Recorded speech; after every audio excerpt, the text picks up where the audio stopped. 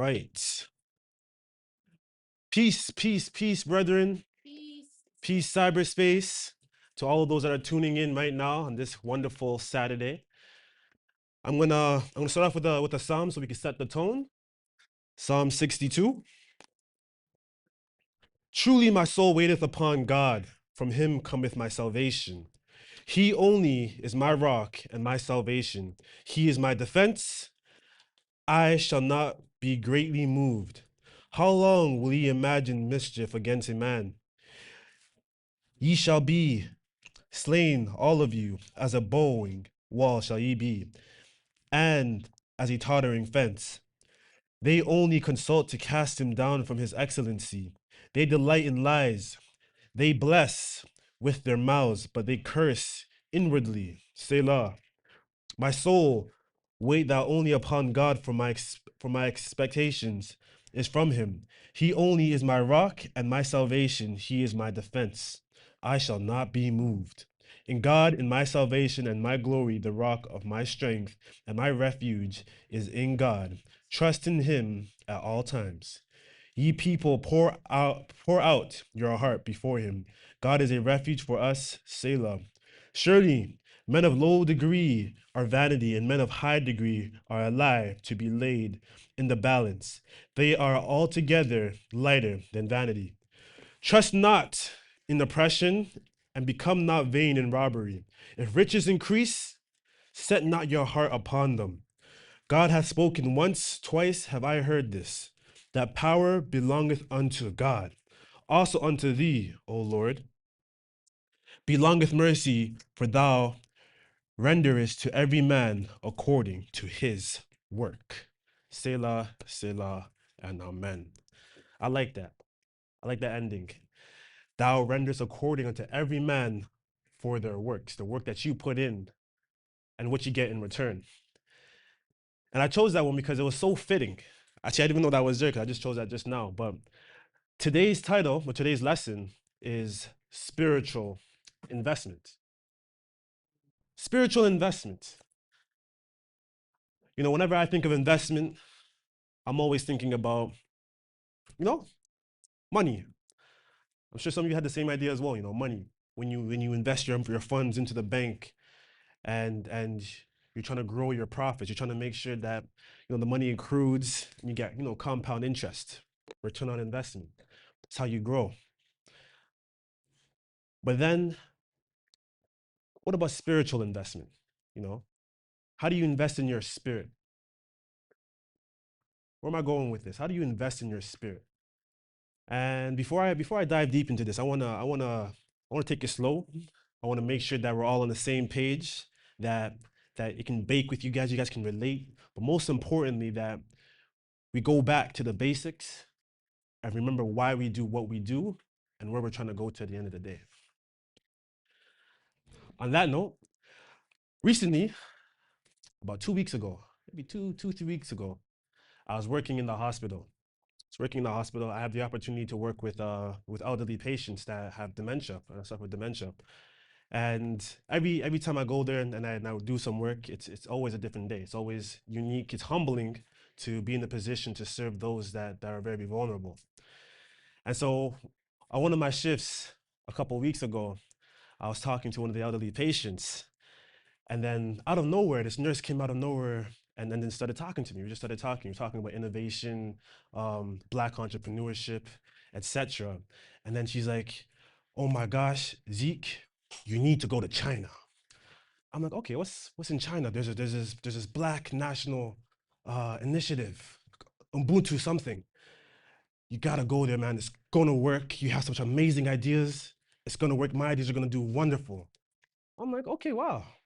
You sound very confident. Why do you feel this way? Just Zeke, man. I just know. I know it's gonna work. I feel it in my soul. I'm spiritual. I'm like, okay, you're spiritual. Interesting.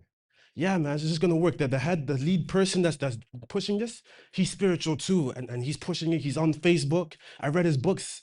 I felt the connection. I connected with him, and so no, I'm gonna go to China so I can do this. You know, like my spirit feels this. Now, me being the person that I was, like, I was just curious, like, ooh, I never had this conversation before. So I just had to find out, what do you mean by spiritual? That was my question, like, what do you mean by spiritual? What does that mean? Like spiritual, Zeke, spiritual, like I feel it, like, okay.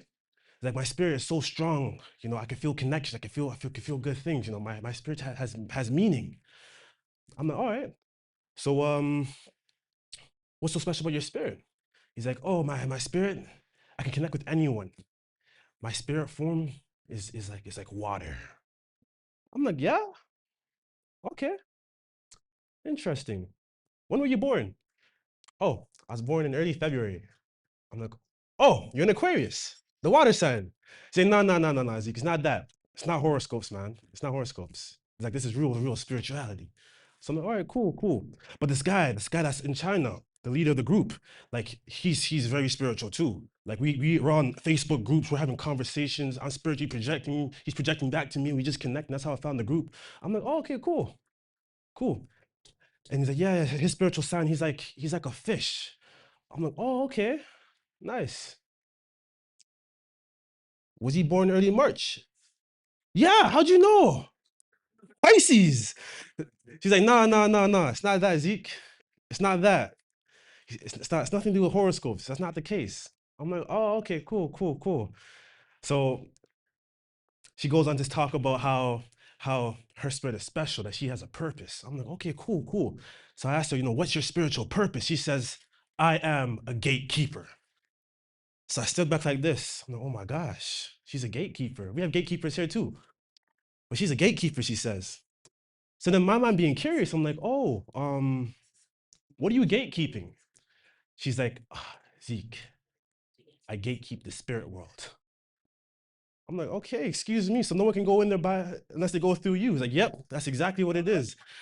I gatekeep the spirit world. I go in between the physical and the spirit world. I travel to the galaxies. I've been to that galaxy and this galaxy. I can be here and be in China at the same time all at once. I'm like, okay, okay. So she's traveling the galaxies. She says she has a strong spiritual connection. And a lot of it sounds very similar to horoscopes, if you ask me, But then that has me thinking. It has me thinking because in today's world, there's always a conversation about, I'm gonna go there, I'm gonna go with horoscopes. Some people are Pisces, this person's a Leo, so they'll ask you your sign, hey, Samson, what's your sign? They wanna predict the future, they wanna see what you're about. And then, oh yeah, I knew you were a Sagittarius. I knew it. The way you act, the way you think, and everything like that. Yeah, yeah. I've always knew it. Like everyone's so caught up and so like really mingled into horoscopes. But then you ask yourself, like, where does this come from? And where is it going to? Where does this come from and where is it going to? It's an interesting conversation because in my mind, actually it is, horoscopes, it's like a gateway drug. It's a gateway drug to all the other, let's say, spiritual things that are out there in the world. One minute you're looking up, oh, what's this person's horoscope? The next minute you're trying to count stones and figure out the spiritual of the universe and stuff like that. It's very quick, very fast, and a lot of people in our generation fall into that trap. They want to know the future before the future becomes. They try to predict things. They try to guess things. They want to work with certain entities to get a result. And that's human nature. It's not unique to this era. It's been going on time and time and time again, where there's always an urge to know, how do I get ahead? How do I get those secrets? How do I hurt this person without actually hurting the person? How do I sneak into this person's dreams and do all matter of stuff to the person? It's crazy. It really is crazy. But the desire to know about someone more than they will know about themselves, the desire to read people, read minds, guess and predict things, you get this whole new category of a belief system, called spiritual.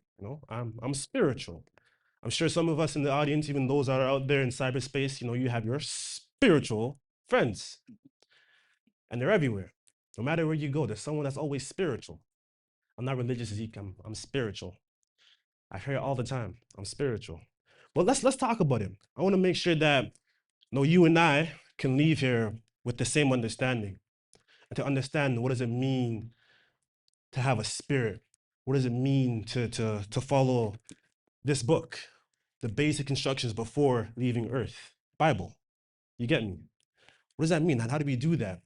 Are you really serving God? Like these are the kind of questions we have to really dive into, because we're in the age or the era of information. Everyone knows something about someone, about this and that. Everyone knows something. And so it gets harder and harder to sift through all this information. Like, how do you know you got the correct info? How do you know that you have proper information hygiene? You get me? So I'm gonna take it slow. We'll take it slow. We're gonna keep it basic. We're gonna keep it simple. Spirituality. So we're gonna turn to 1 Samuel chapter 28. We're gonna start from the 3rd verse. I think this is a great story because a lot of people, like, again, you can read a horoscope sign. It looks very innocent, and at some point, yeah, it's innocent. But then the path it leads you on, where it takes you to some really, really unique places. It's not a coincidence that you're having a growing demographic of individuals that want to be, again, spiritual. You see celebrities that are again posting the same thing, that are hyping and at the forefront of that kind of mindset or belief system. But we gotta look at this. We gotta look at spirituality, because spirituality will eventually lead to witchcraft. It eventually leads to familiar spirits. It eventually leads to all manner of things that most people engage in ignorantly. But what does the Bible say? Don't take it from me. Let's talk about the Bible. So 1 Samuel chapter 28, we're going to start from the 3rd verse. Now Samuel was dead. So to give you some context, Samuel, he was an Israelite. Samuel was a prophet, and he was in the era of the first of first, the first of first. So the first time we had a king, the first time the God of Israel reached and spoke to a prophet in a long period of time, that had a proper conversation. Samuel was in the time of the first. Now Samuel was dead, and all Israel had lamented him and buried him in Ramah, even in his own city. And Saul had put away those that had familiar spirits and the wizards out of the land.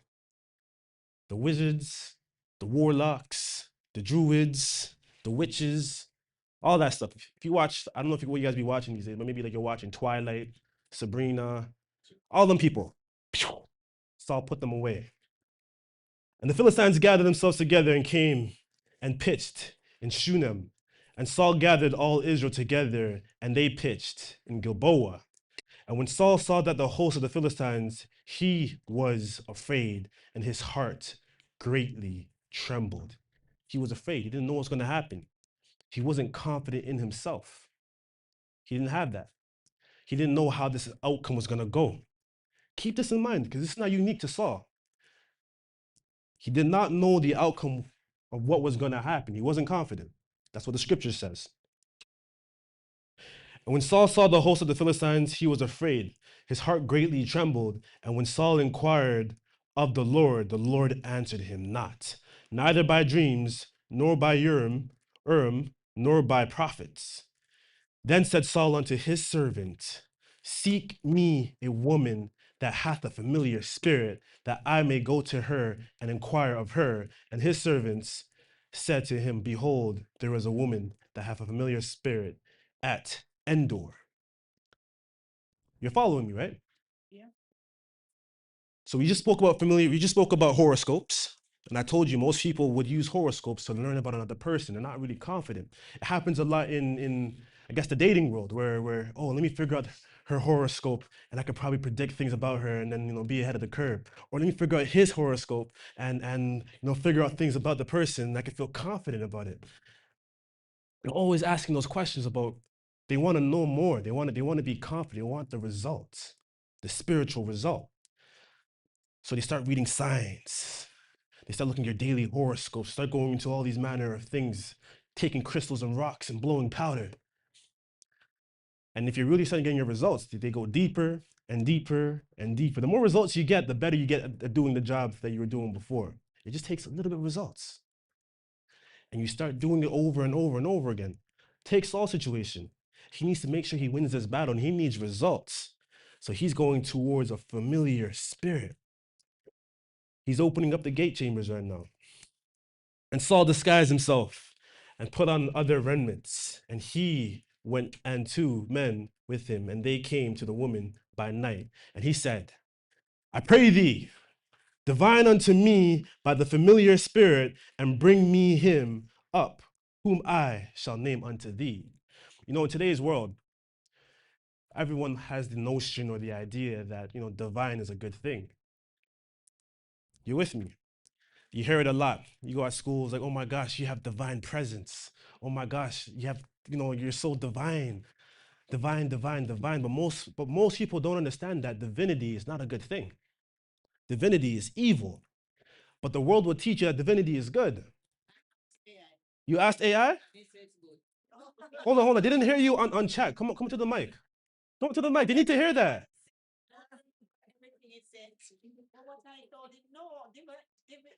Come to the mic. They need to hear you. Come to the mic. Come to the mic. Chat, you gotta hear this. You gotta hear this. She said she asked Chat GPT. I'll let you tell your story. I think you can tell it better. Your accent is just way better. Everything, but I know it was. Come closer. Come closer. They need to hear you. Okay. I asked AI about. Come closer. Come closer. Come closer. Yes. You asked AI about divine. Yeah. If it is a good word or a bad word. Yeah. And he said it is a good word. And he was telling me about God was divine. Mm-hmm. And I replied back and said, no, divine, give you divinity come from the word divine. And it's a hobia. Mm. And he said, no. And I saw he start mention some things in the scripture. Like he wasn't saying the exact word was in the scripture, but he was saying God was divine. Mm. Yeah. Well, Because I argue with them sometime and yeah. AI now. That's good. I give them hell on AI. 100%. Yeah, so I love it. he was saying it's good. It's crazy. It's scriptural. Yeah. Thank you for bringing that up. Yeah. Because that proves the point. We're in the age of information. Everyone knows something, and people would speak to it confidently. Oh yeah, divine is divine. God's divine timing. Divine this and divine that. But divine, which is the root word for divinity, is not a good thing. It says it scripturally too. But if you have the cultural background, you see how the Obia people do their divinity. You have, what's it called, doctors in divinity or something? It's called. You gotta go back to the mic. You gotta go to the mic if you want to speak. But the main point being is, in this world with so much information, they try to teach you certain things that are extraordinarily wrong. And so you're here on the internet looking to see how can I increase my divinity factor? How do I get God's divine presence? But if you have a divine presence, it's an evil presence. You're getting the wrong thing. You're not getting what you need. And that's the big problem. Yes. So people name their business with divine. Because if I did have a driving instructor, Mm-hmm. and his name is business divine driving. Divine driving. You But better be careful. because he was teaching me, I said I'm not going into argument with him. Because I want to focus on the road. Yeah. Great. Wow. Okay. So you learned to drive from a divinity doctor. All right. Nice. Nice, man. You know. But yeah, watch out for that. That's concerning. You might drive away with your destiny or something. But yeah, just so you know, divinity is not a good thing. So verse 9. And the woman said unto him, Behold, thou knowest what Saul hath done, how he hath cut off those that have familiar spirits and the wizards out of the land. Wherefore, then layest thou a snare for life to cause me to die. To give you some context, Saul is an Israelite. And this is in the time in the land of Israel where the Israelites don't deal with divinity. They don't deal with witchcraft. They don't deal with familiar spirits. That's not our culture nor our custom. The first commandment is Guys, where's the confidence? Where's the confidence? The first commandment is yes, thou shalt have no other gods before me. That means there's a lot of God. 100%. That tells you right away. Because you wouldn't have to tell them, I wouldn't have to tell you that if there wasn't that. You know what I'm saying? I wouldn't have to tell you that if there wasn't that. There was a other God. Laws are created sometimes in response to things. You know what I'm saying? Thou shalt not kill. I guess people, people are killing one another. Or thou shalt not round the corners of your beard. But people are rounding the corners of the beard to do witchcraft. 100%. The rules are there to keep you safe. There are boundaries. They keep you in. They prevent you from doing the things you shouldn't do or engaging in festivities that will steer you off the path of righteousness. You get me?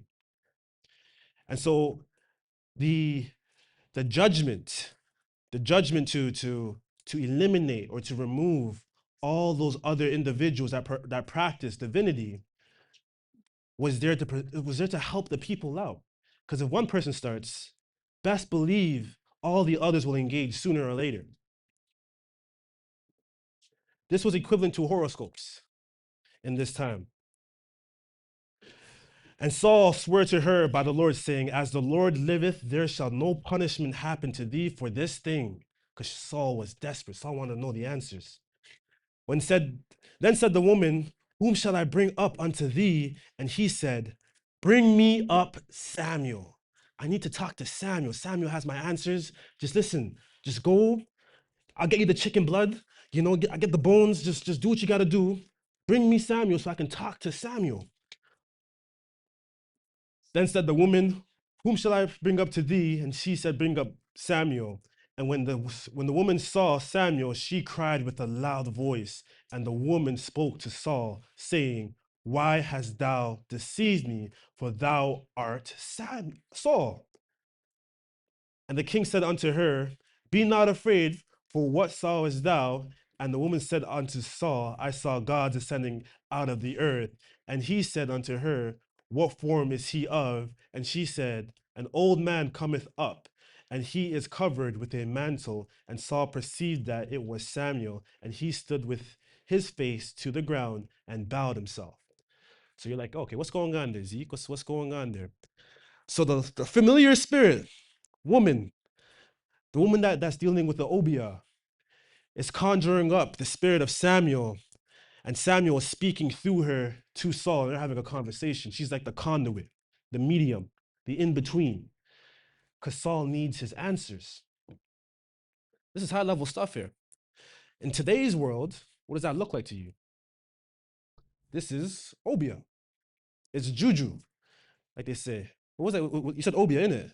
Yeah, 100%. They call it the ancestors, you know what I'm saying?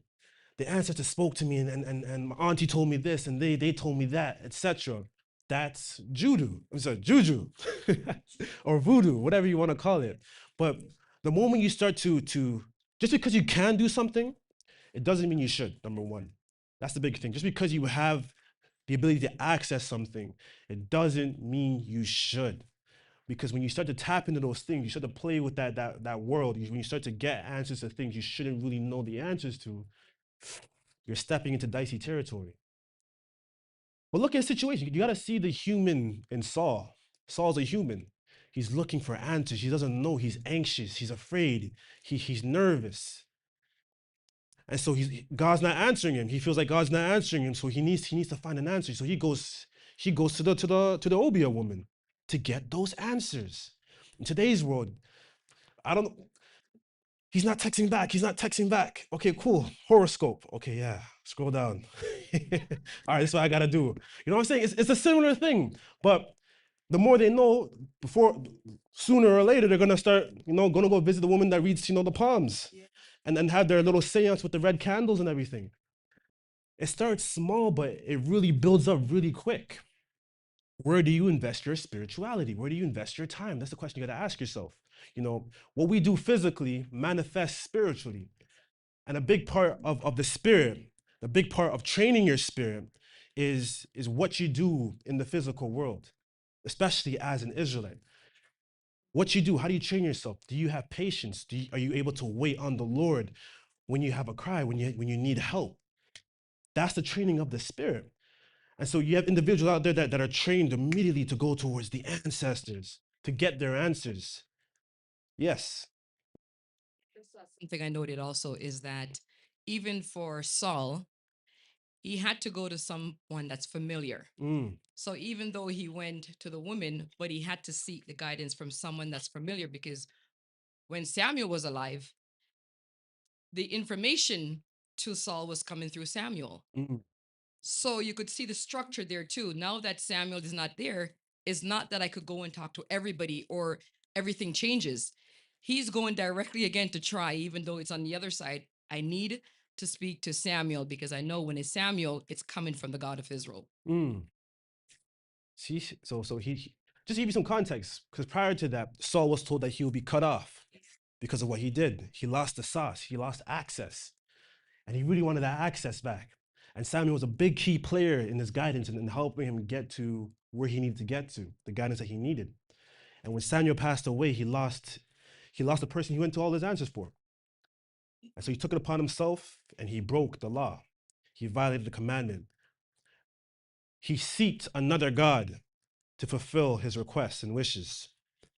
But you may be thinking, Zeke, what are you talking about? It's a spirit. You know, it's a spirit. That's not a God, right? Let's move on here for a second. Let's move on. I want to quickly do a quick deviation because we had to talk about this word spirit. We're hearing it so often. I want to go to John 6:63, but just listen to this. What I'm sorry from verse 62. What and if ye shall see the Son of Man ascend up where he was before? It is the spirit that quickeneth the flesh, profiteth nothing. The words that speak unto you, they are spirit and they are life. The spirit moves the body. The spirit. The spirit moves the body. You got to understand that. I have a spirit. We all have spirits here. And what we do, how we talk, our movement, shows and speaks to who we're working with. You got to understand that. But you have the Almighty Spirit, which is the God of Abraham, the God of Isaac, and the God of Jacob. And if you are of him, you would do the things that pleases him. You get me? You do the things that pleases him. That's keeping the laws, that's keeping the statutes, that's keeping the commandments. That's turning unto him in times of troubles and challenges and tribulations. That's how you know what you're a part of. The spirit moves the body. So when Saul goes and seeks a familiar spirit and seeks a woman to conjure up another spirit to help him with his challenges, getting answers, it doesn't look good because he's turning away from the guidance of his God. He's turning away. He loses his trust in the God of Abraham, Isaac, and Jacob. And as an Israelite, that's giving up your faith. That's not sticking true to what you believe in. It compromises the integrity of your belief system. You got to think about these things. But let's see what happens to Saul afterwards. Verse 15, and Samuel said to Saul, why hast thou disquieted me to bring me up? And Saul answered, I am sore distressed, for the Philistines make war against me, and God is departed from me, and answereth me no more, neither by prophets nor by dreams. Therefore I have called thee, that thou mayest make known unto me what I shall do.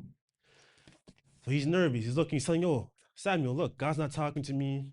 No dreams, no visions, no nothing. And so I have to come to you so you can let me know what I should do so I can get the people out of the situation. Then said Samuel, wherefore then doest thou ask of me, seeing the Lord is departed from thee, and it become thine enemy? And the Lord hath done to him as he spoke by me, for the Lord hath rent the kingdom out of thine hand, and give it to thy neighbor, even to David. So Saul lost the kingdom. He thought he still had it. He was told that because of what he did, not following instructions, bringing the king back, and bringing the fattest of all the animals when he pilgrimed the Amalekites, he didn't follow instructions. So God said to Saul, Saul, listen, I'm removing the kingdoms from your hands. You will not have it no more, nor see it again. It was spoken to him by word, but Saul didn't want to believe it. And then come the time of trouble, and he's now seeing the result that kingdom has been removed from him. And so Samuel had to put it clear to him, put it plain. Just because you don't see the effect happen physically doesn't mean it hasn't happened spiritually. And that's the bigger picture when it comes to spiritual practices. Just because you're getting results from the Obia woman, just because you're able to get that familiar spirit and have that conversation with your ancestor, your Uncle Phil back home, doesn't mean it's doing you good. It's always going to be to the source that matters most. That matters most. You know, what is your source? Where are you getting it from? What's the source? Verse 17 to verse 18. Because thou obeyest not the voice of the Lord, nor executed his fierce wrath upon Amalek, therefore hath the Lord done this thing unto thee this day. Moreover, the Lord will also deliver Israel with thee into the hands of the Philistines, and tomorrow shalt thou and thy sons be with me. The Lord also shall deliver the host of Israel into the hands of the Philistines. And in verse 20, then Saul fell straight away all along on the earth and was sore afraid because of the words of Samuel. And there was no strength in him, for he hath eaten no bread all the day, nor all the night. The truth hurts. The truth hurts. And that's what Saul learned that day about dealing with familiar spirits, especially to go to a familiar spirit. That's crazy. That is insane to do such a thing like that, especially being a spiritual people.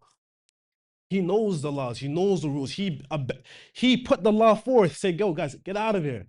But he himself went to go dabble with the familiar spirits just to get a result. Yes.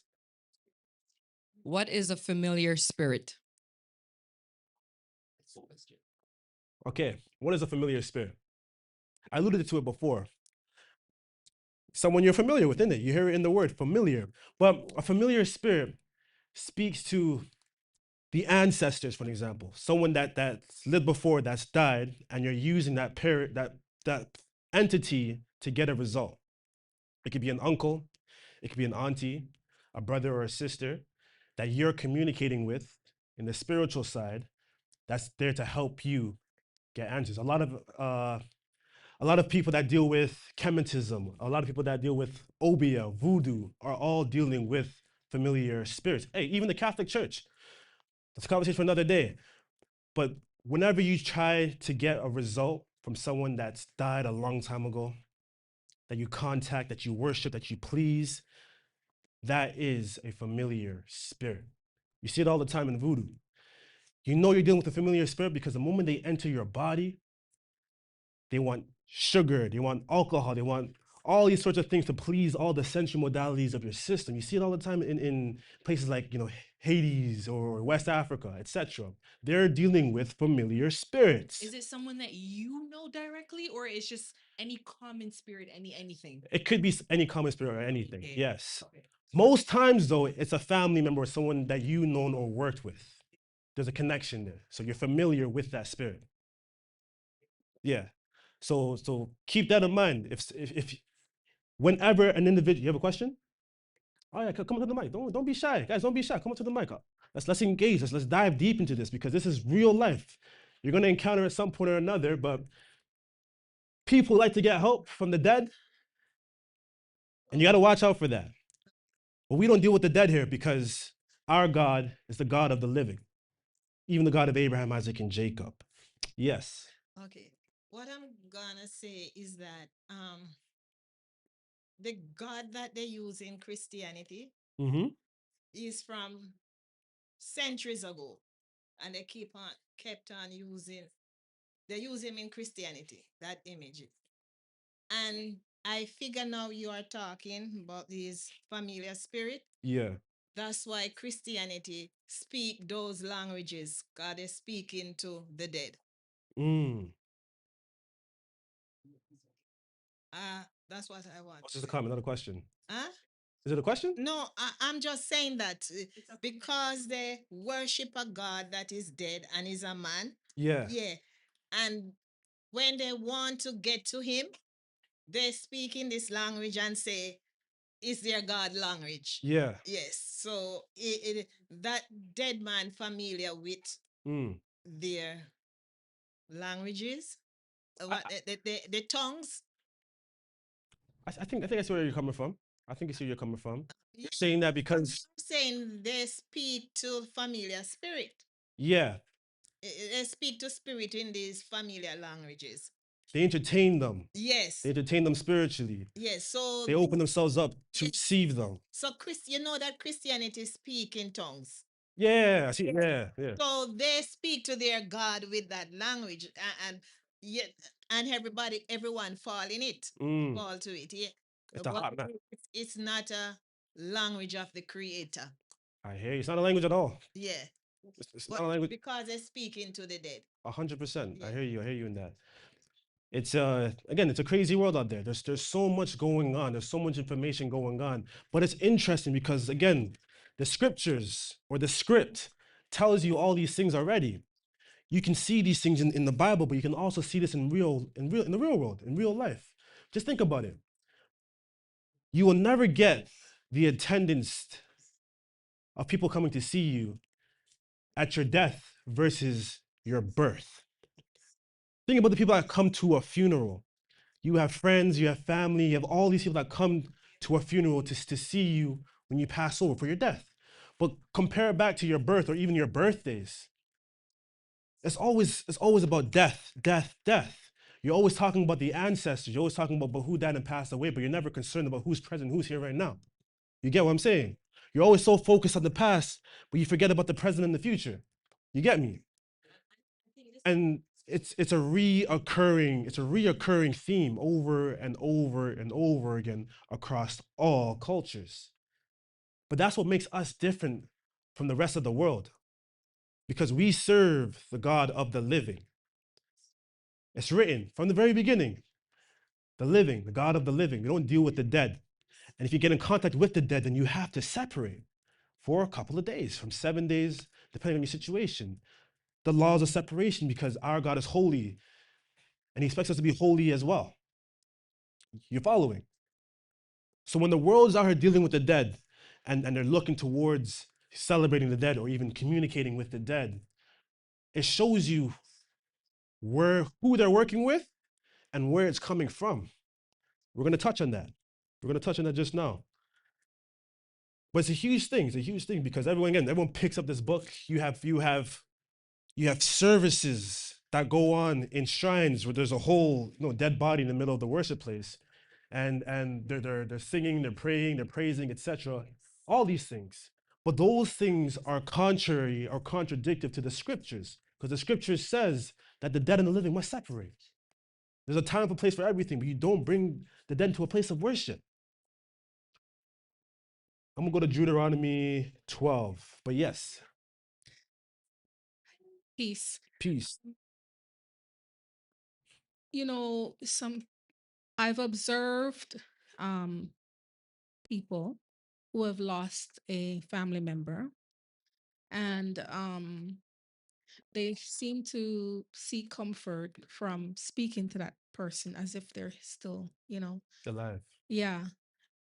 And in our custom, we walking backwards after sunset, and I've personally done that, and it offended the person's home who I was staying, because they had lost the parent, and I'm assuming they they welcome the parent visiting. Yeah. So I mean, some people seem to seek comfort in that, but overall, it's just a nice way of saying don't. Just don't do it.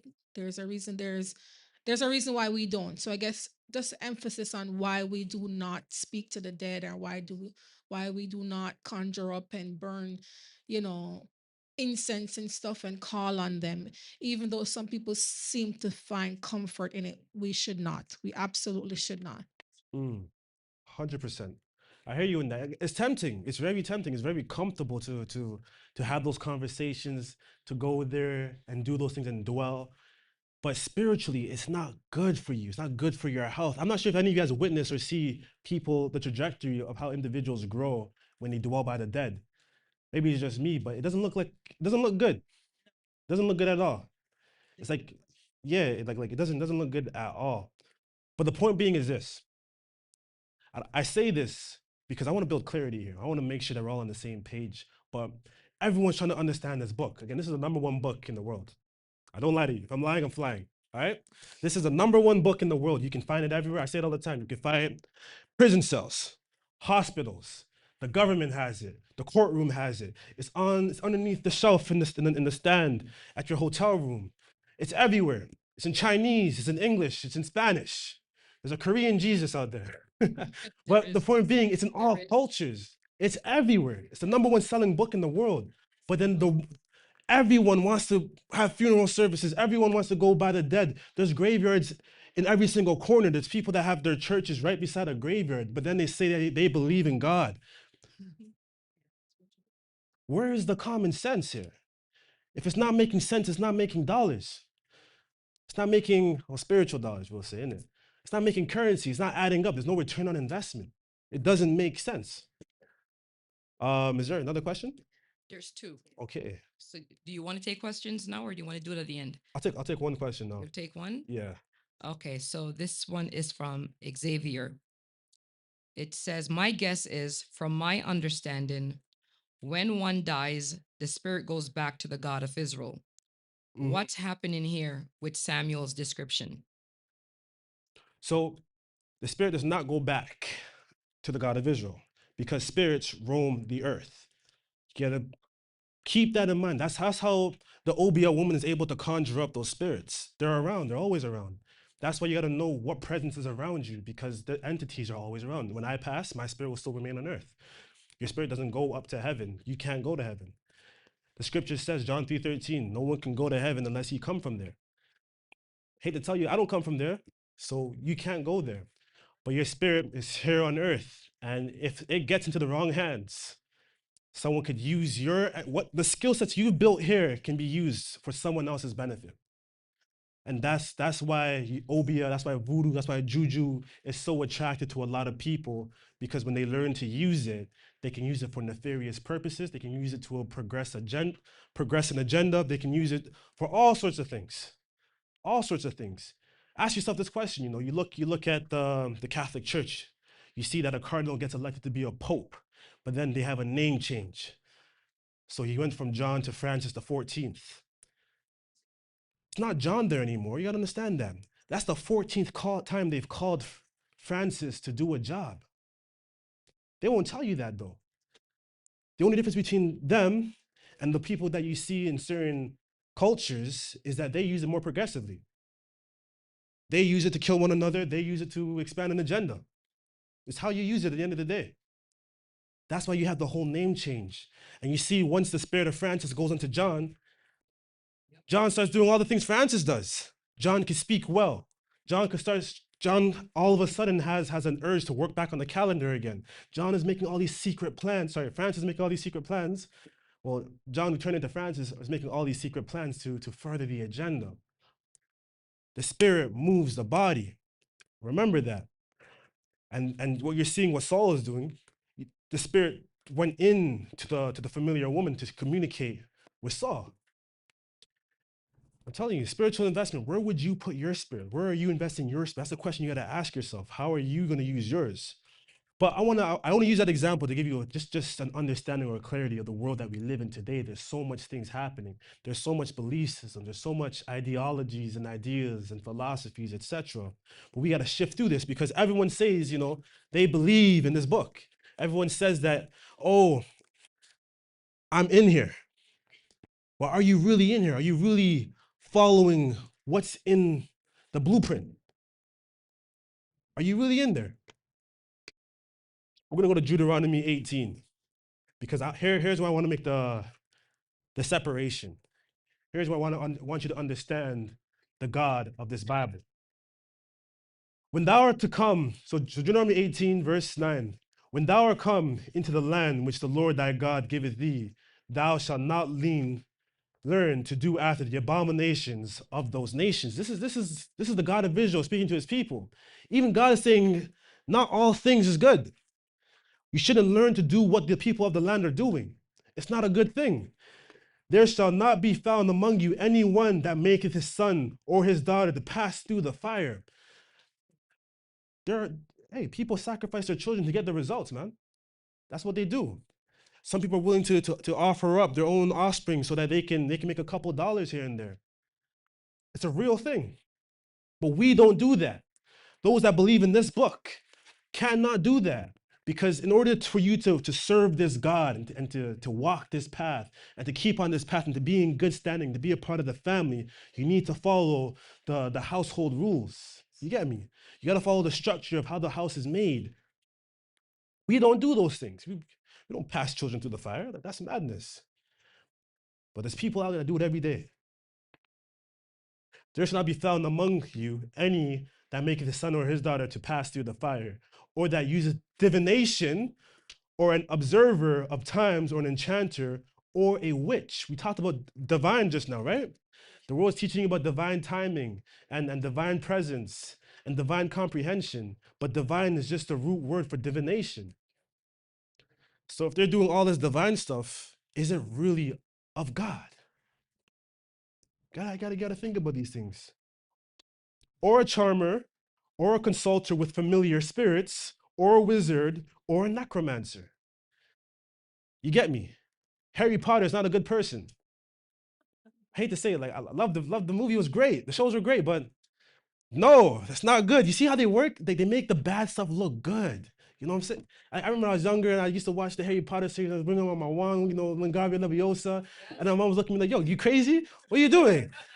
It's not a good thing, but they're crafty. They're smart with it. They make the bad look good and the good look bad. You get me?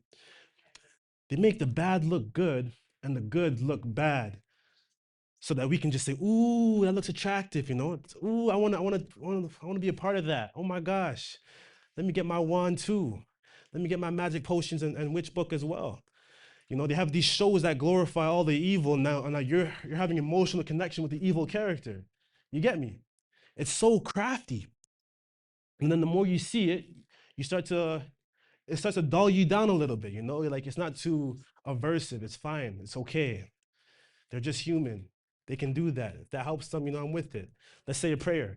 Like, it's interesting. It's very interesting. So or a charmer, or a consulter with familiar spirits, or a wizard, or a necromancer. For all that do these things are an abomination unto the Lord. I didn't say that. It wasn't me. I didn't say that. That's not my words. That's what the scripture said. All that do these things are an abomination unto the Lord. Now, an abomination is the worst of the worst, There's bad, there's disgusting, then there's abomination. That's over here. You see that? There's degrees of separation. Goes on to say, because of these abominations, the Lord thy God doth drive them out from before thee.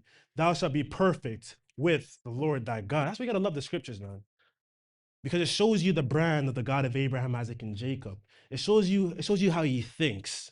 It shows you how he operates, the expectation that he has for his children. My children are not just any children, they're a royal priesthood unto this earth. My children will have the best of the best, the red, white, purple, and blue with the fine linen. You get me?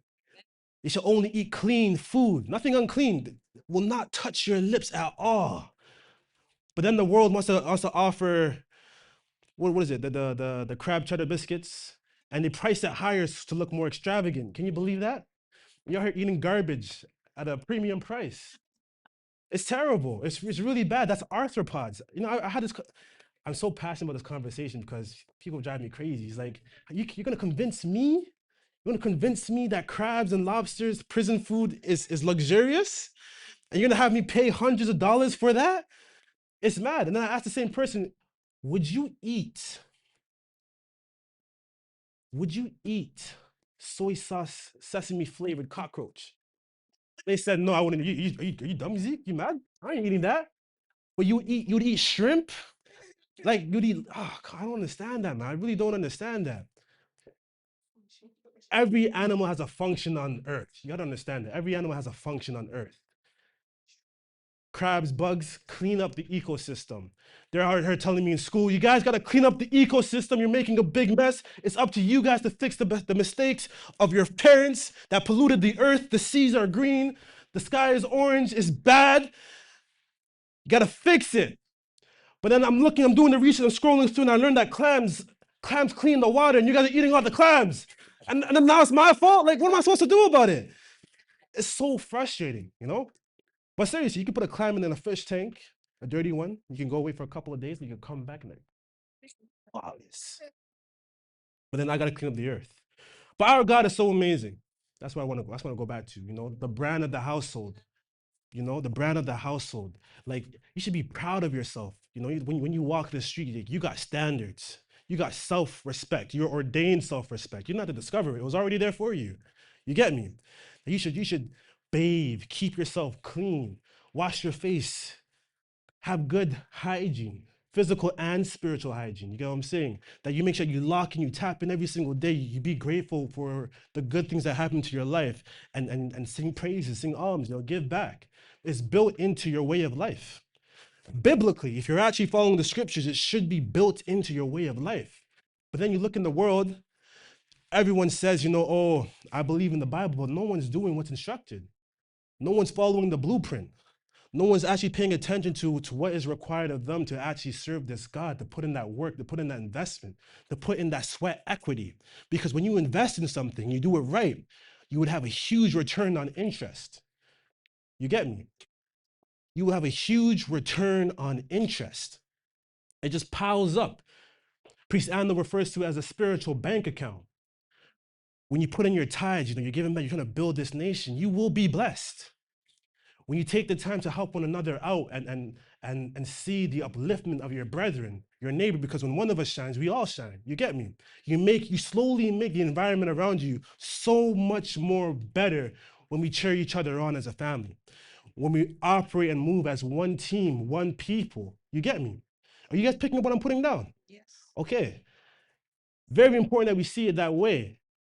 Because when we see it that way, it's like, I want to see you win. I want to see you do whatever it is that you aspire to do. Go get that job. Go get that degree. Go get go start that business. Let's do it. And then someone else is going to see you start that business. You're going to inspire someone else, and they're going to start their business. And then, all of a sudden we're growing. You get me?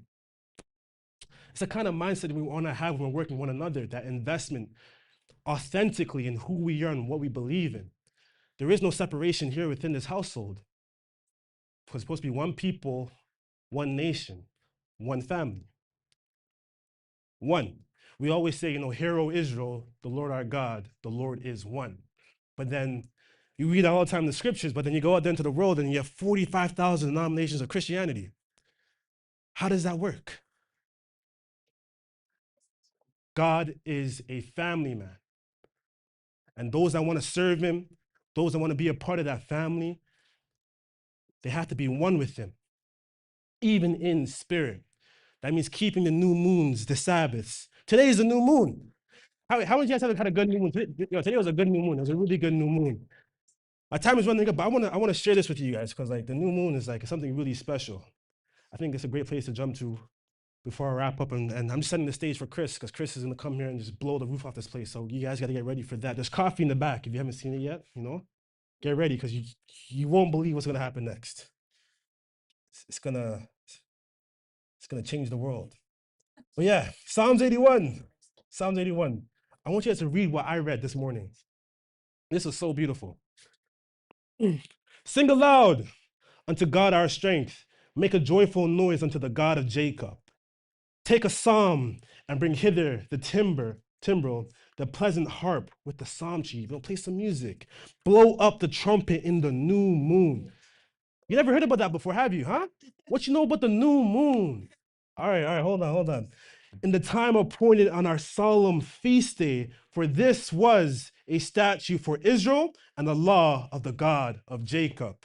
This he ordained in Joseph for a testimony when he went out through the land of Egypt, when I heard a language that I understood not. Blow up the horn in the new moon. Take that in for a second. Take that in.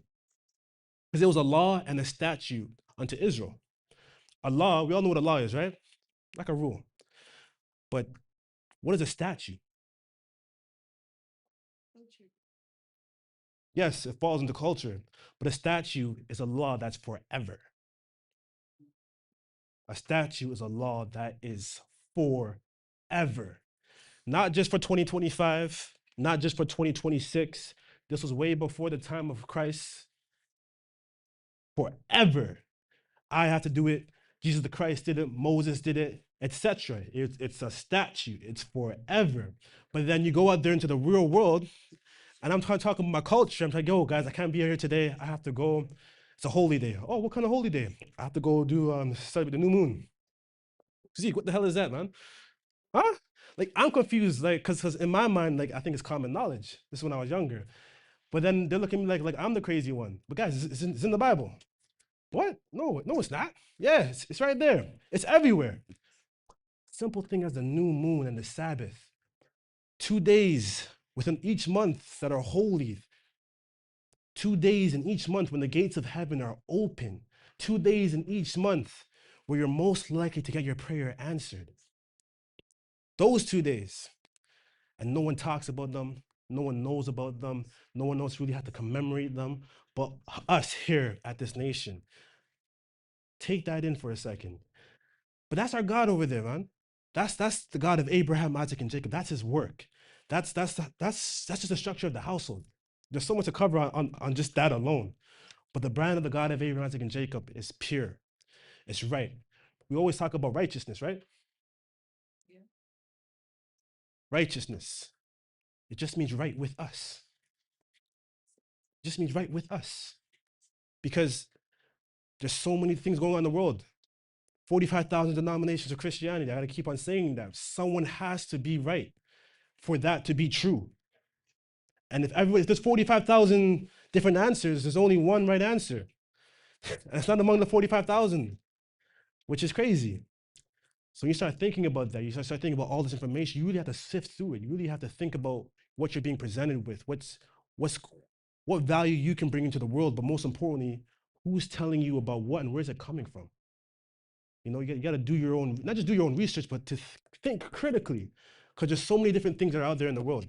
A lot of different things that's out there in the world, and so many different lies, and 1,000 different theories. But no one can just pick up and go to Psalms 80. You want to talk about the new moon or the Sabbath. I had one more story that I wanted to touch, but I won't reach that story. But I want to go to my favorite book, the book of Hebrews, real quick. And then from there, Chris is gonna knock your socks off. Can't keep reiterating that enough. Now, faith is the substance of things hoped for and the evidence of things not seen. We're talking about spiritual investment, right? I'm gonna lay down the blueprint for you guys right now, so pay attention. Now, faith is the substance of things hoped for and the evidence of things not seen, for by it the elders have obtained a good report. The elders have obtained a good report. Through faith, we understand that the worlds, plural, the worlds, were framed by the word of God, so that things which are seen were not made of things which do appear. That statement just tells you that the unseen world came first. The unseen world came first, and then the physical world came afterwards. That just tells you that your body or your existence is not unidimensional. It's multidimensional. You got 2 dimensions. You got the physical and the spiritual side of things. So we're talking about spiritual investment. We're talking about how can we feed the spirit? You know, how can we push that forward and connect you to or uplift you to a higher sense of self, that you can be, you know, one, that you can be solid. I say that because everyone has faith, but faith is a belief. You believe in something, you know, it's a substance of things hoped for. What will you believe in? If I put my belief in my faith and I'm hoping for the substance of things to come from that, then there's another side to that coin, and that's doubt. Doubt is the opposite of faith, where you put your belief in the thing or in the outcome that's not going to happen. And so then you got to ask yourself, spiritual investing, what are you going to invest in? Are you going to invest in your faith, or are you going to invest in your doubts? You know, how do you train that muscle? How do you train yourself to see things in a way that's going to get you to the more positive outcome, that's going to keep you and bring you closer to the God of the Bible, the God of Abraham, Isaac, and Jacob? And at the end of the day, it's how you spend that spiritual currency. It's how you spend that spiritual currency. Ephesians 2 tells you that we are his workmanship. But that work it's not just any kind of work. That work is us keeping the new moon. That work is us doing the Sabbath. That work is us doing the tabernacles and all the other feast days. That is that work. And when we do those work, it strengthens our faith. It keeps us closer, prepares us for the next life. Someone asked about spirit, right? Was there another question you mentioned? I didn't ask it, but they want me to ask it. Okay, yeah, you can ask it. You can ask it. But just to go back to the point of spirit, the moment we pass away in this life, your spirit can't learn no more. Your spirit can't learn no more. You train your spirit to prepare yourself so when you cross and you walk through the valley of the shadow of death, that you will not fear no evil. That's why we do these things, so we know what to do. You're only as good as your habits. If you don't practice these things, then you'll never be good at all. Yes. Okay, so the second question was, so do spirits always seek the pleasure of the flesh? Yes. Yes, exactly. If you actually watch a possession or like a real OBS session or something like that, and you see when the spirit enters into the person, just watch what they do. The first thing they start engaging with all the physical modalities as in your touch, taste, smell, sight. They start to look around, smelling things up, tasting things. Immediately, the first thing they want to go after for is rum, cigars, smoke, cocaine, dance around, jump around. They're so happy to have life and get into a body. It's a longer conversation, but you are blessed if you're living right now because the dead wants to be you. The dead wants to go inside you. The dead wants to be a part and experience a lot of the things that you do day in and day out. And it leads to a lot more other things that we can't touch on. I think Chris might touch on it, but spiritual investment. My time is up, but keep that in mind. You are what you practice at the end of the day, and you'll never be more than what you are if you keep on doing the same thing over and over and over again. If you're not practicing and looking into this book and actually seeing what's there for you, what laws have been presented for you to help you reach that royal status, it'll be difficult for you to roll with the family. Difficult for you to roll with the God of Abraham, the God of Isaac, and the God of Jacob. That's it. Thank you so much. Peace and have a good day.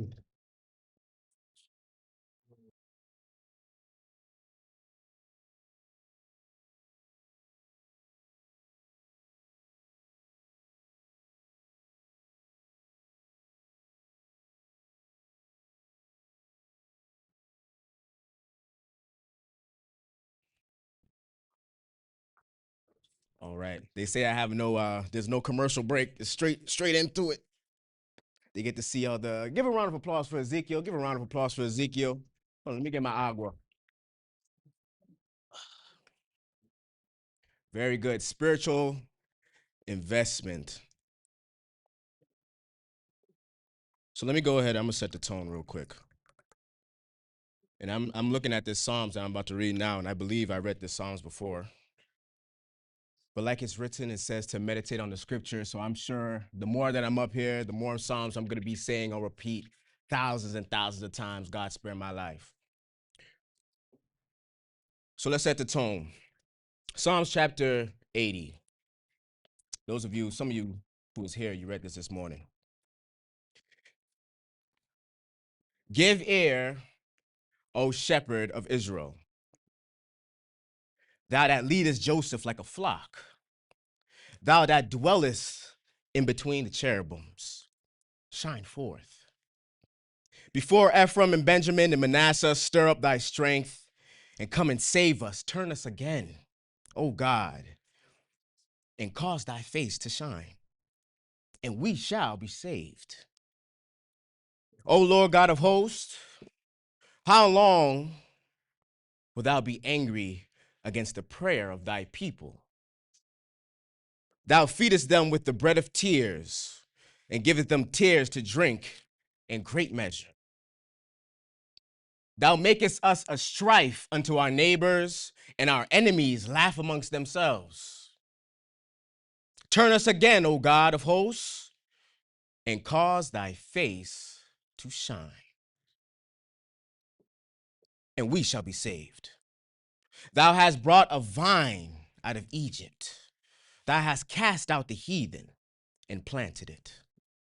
Thou preparest room before it, and didst cause it to take deep root, and it filled the land. The hills were covered with the shadow of it, and the boughs thereof were like the goodly cedars. She sent out her boughs unto the sea and her branches unto the river. Why hast thou then broken down her hedges, so that all that pass by the way do pluck her? The boar out of the wood doth waste it, and the wild beast of the field doth devour it. Return, we beseech thee, O God of hosts. Look down from heaven and behold and visit this vine, the vineyard that thy right hand has planted, and the branch that thou madest strong for thyself. It is burnt with fire, it is cut down. They perish at the rebuke of thy countenance. Let thy hand be upon the man of thy right hand, upon the Son of Man, who thou madest strong for thyself. So will not we go back from thee, quicken us, and we will call upon thy name. Turn us again, O God, O Lord God of hosts. Cause thy face to shine, and we shall be saved. Selah and Selah. Amen. Let's give another round of applause for Ezekiel. Where he at? He's here? Oh, he dipped out. I didn't hear anything he said. How did he do? He did good? He did good? You guys learned? You guys learned about spiritual investments? Yeah? So I don't need to be up here. I don't need to be up here. So you guys know how to invest your spirit then. Well, you got to tell much how much to invest. Me? Yes. What you invest? Well, you know what's funny? When we're talking about spiritual investment, it's so fun. It's crazy the process coming up here and talking to you guys. Because I'll come up here prepared, be like, all right, boom, I'm gonna talk about this, I'm gonna do this. Then I come up here and be like, nah, I'm gonna do something else. I remember me and Ezekiel had a conversation not too long ago. Because when I think about investing, what did Ezekiel say? You think about what? Money, right? There's a lot of things you can invest. I feel like we're all investors. Because you can invest to expand your portfolio, or you can invest to not build a portfolio at all. So that requires a level of intentionality. So you got to be intentional with what you're doing. We're talking about your spirit and how am I going to invest my spirit? And me and Ezekiel were having a conversation, I think it was Wednesday. I had asked him if he was going to come up here with me. And at that time, I can't say no names, but there was an individual. Basically, what we were saying, I was like, man, I can't, I don't fall out of love with people, right? I can't fall out of love with people. Once I have love for somebody, it's hard for me to fall out because it's real for me.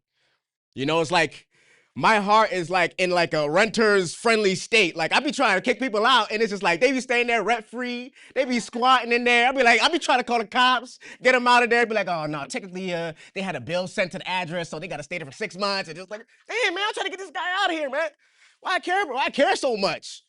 But it's just like, yeah, I'm just flesh and blood, man. But I acknowledge that, the beauty in that. You know, love is such a beautiful thing. You know, to love and to loss is better than not to love at all, right? And then Ezekiel told me something when I'm talking about me not falling. I don't fall out of love with people. And he was like, man, I don't fall in love with people. I'm like, what? Because I'm a big fan of love. Those of you who know me, like, I'm a huge fan. Like, I love love. I love to be loved. I love on people. Like, I'm just a lover boy. You know what I'm saying? I like to love. But love come and go. You understand? It's really all about respect at the end of the day because that's foundational. That don't leave. You don't have to like me or love me to respect me. And Ezekiel was like, bro, I don't fall into love, man. I jump into it. I'm like, oh yeah? I like that. You jump into it. How come, man? Go ahead and talk. I was like, oh, let him cook. He jumped into it. He's like, yeah, man, it's intentional with what I'm doing. I was like, that's a fact. He's intentional with where he's investing his love. Because Love is valuable, man. And anything of value, you have to be intentional with how you're dealing with it. Because if you don't understand what you're really dealing with, you're gonna mishandle it if you don't know what you got. So you need a good appraisal system, right? Do you know what that means to appraise something? To appraise something, if I had a diamond, right, and I could bring it to an appraisal, and he's gonna tell me how much this diamond is worth based off of market and all this type of stuff, right? He's gonna tell me, somebody who tells me, okay, this is worth this, right? So you have to have a good appraisal system, right? You got to understand what's of value, what's not of value. Because a lot of people out here thinking they have some of value, but they have, they think they got a diamond, but they just got a rock, man. They just got a rock. Man, I get that anywhere, man. I could go outside and pick up a rock, and there's no scarcity. The value comes in the scarcity, right? And so when Ezekiel was talking about love, and he's like, I jump into love. It's an intentional thing that you have to do when you're investing anything of value. And spiritual investment, to invest into something, you're putting in the seed to get like a return in the future, right? In the scriptures it says a man, he's gonna reap what he sows. There's a larger part of that scripture. Everybody's familiar with that phrase, a man will reap what he sows. But if you was to continue on and reading the scripture, a man reaps what he sows if he faints not, right? Because I could put the seed in the ground and I can invest and water the seed and take the time, make sure it's in a nice place where it gets some sunlight. And then I could faint or I could die. And then somebody could come around and they'll reap the benefit of all that I've invested into that plant, right? So it's like you reap what you sow if you faint not. Now, how does that apply to my spiritual investment? If I'm going to invest in something, does anybody invest at all or do any stocks? Anybody? Nobody? See, this is why we don't have generational wealth. Yeah. This is why, you guys need to tighten up, man. I'm not invested either, but still, we. So when you're investing, so I've learned this. I've learned different trades and tricks that people use because I know a lot of different type of people. And when you're investing in something and you're investing into the future, normally you'll invest in something that you believe in, right? If I got an iPhone and I use the iPhone every day, it makes sense for me to invest in an iPhone stock because I got an iPhone. You understand? So it's all about what you believe. I see you laughing over there, Samson. You talking stocks with your dad? He's trading stocks right now. I know Uncle Jerry. I know you got no. Uncle Jerry he trades. He trades. I know he trades. He has to. But you have to. It's all about. It boils down what you believe in, right? And one of my main concerns, and this is all going to tie back to spiritual investing. You're going to hear me say that a lot because I have a tendency to go on tangents. So I have to continue to say the name of what I'm talking about so I can circle back around and bring it back around. So spiritual investment. One of my main concerns in life is how can I adopt better ways of thinking, right? So that I can live better, so that I can live a more meaningful life, and so I can suffer less, or learn how to manage or deal with the suffering that is inevitable, because suffering is inevitable.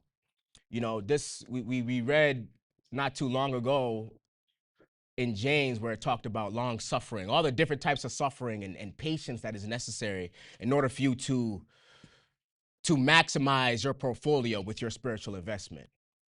I'm gonna ask y'all the questions. This is a quiz. So in the scriptures it says, if I was to sow into the flesh, I'm gonna reap what? If I sow into the flesh, I'm gonna reap what? What does it say verbatim? Oh, look. Yes, there it is. Auntie Vaughn. I heard him talk about zodiac signs. My Pisces is a Pisces buddy. So you sow into the flesh, you're going to reap corruption. And if you sow into the spirit, you're going to reap what? What does it say? See, what? You guys don't read your Bible? I'll say the whole thing. He who sows in the flesh, he's gonna reap corruption. He that sows into the spirit is gonna reap everlasting life. Right? Oh, you remember now, Granny. Yes.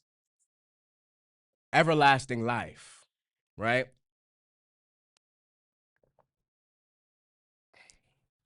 And in order for me to have a successful portfolio, a lot of times when I think of success, people think of success and think that failure is the opposite of success. But failure is not the opposite of success. Failure is a part of success. You know, knowing all the ways that it doesn't work is a part of what lends itself to mastering something, knowing how it doesn't work. And mastering something is knowing all the way that it does not work.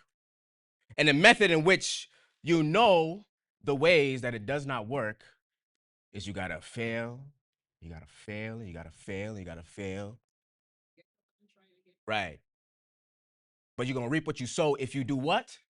If you faint not. So that's the difference between success. The opposite of success really is quitting.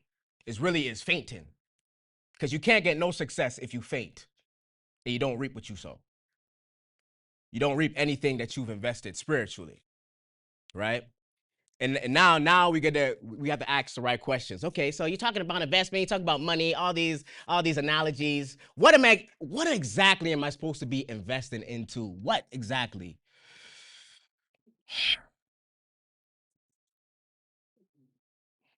I always look at the infrastructure. I look at the infrastructure. In Exodus, when the Lord came and he presented himself and he revealed himself that he was God to the Egyptians and even to his children, he went and revealed that. And he made a huge spectacle and he put his foot down like, yeah, I'm not even gonna let up on my heart and Pharaoh's heart so I could continue to be all in his mouth, trying to prove a point here. And then when the children of Israel came out and they crossed the Red Sea as a mixed multitude, does anybody know how many souls were with them? When he came out, when he crossed and he came out of Egypt, it was 600. It says 600,000 men of fighting age. Just the men alone of fighting age. We're not talking about the elderly. We're not talking about the women or the babies. We're not talking about the ones who can't fight. 600K of the men who was able to go out and get their hands dirty. But when the Lord came and he opened up the Red Sea for Moses and he's checking in and he's looking down, he's like, my son. Singular, my son. So what does that mean? What does that mean? What does that tell you about the infrastructure? You can never overestimate yourself and underestimate the household. Because the household is important. Because those who weren't from the line of Abraham, who weren't from the line of Isaac, or who weren't from the line of Jacob, they too were with those same children of Israel when they went into the wilderness and received the laws and the statutes and the commandments. Because it was a mixed multitude. So if you're within the household, you get an inheritance. The inheritance is this. This is what I have to give. I created everything, the principles, how everything works. There's things in this world that cannot be moved. You got the sun, the moon, and the stars. I went and placed all of them there. There's principles that are here. People talk about certain principles like Newton's law and object in motion stays in motion. These are all. That's not his law. That was in place before he even was born, before he was even a thought. All these things that is put in place that's unmovable. He went and was like, listen, if you want to be in alignment with everything that is around here, this is what you're gonna need to do. Here's the statues. I have a new moon, right? Happy new moon, by the way. I have the Sabbath day.